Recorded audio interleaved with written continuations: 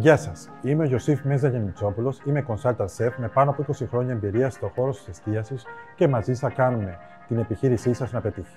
Τι είναι consultant chef?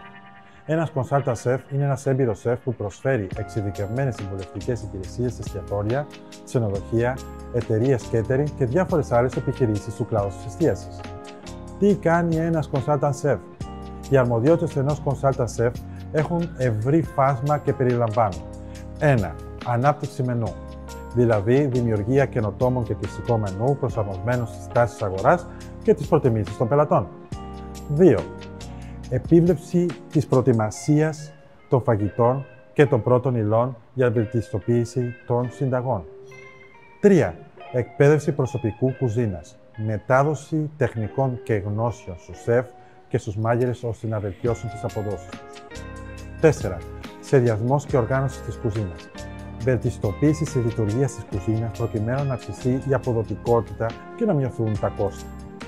5. Ανάπτυξη νέων προϊόντων.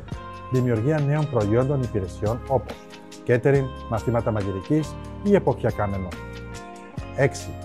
Marketing και branding. Πάρα πολύ σημαντικό τομέα, το οποίο σημαίνει ανάπτυξη της εικόνας του εστιατορίου και πρόθεση των υπηρεσιών του. 7. Διαχείριση προμηθευτών. Ένα κομβικό σημείο της επιχείρησης, διότι η επιλογή αξιόπιστων προμηθευτών και διαπραγμάτευση τιμών είναι το α και το ω. Ποια είναι τα ωφέλη από τη συνεργασία με έναν consultant chef? Αύξηση των πωλήσεων.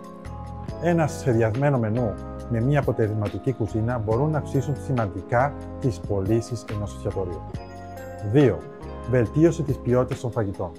Ένας consultant chef μπορεί να βοηθήσει ένα εστιατόριο να προσφέρει φαγητά υψηλής ποιότητας, τα οποία θα ικανοποιήσουν τους πελάτες σταθερά, μεθοδικά και συστηματικά.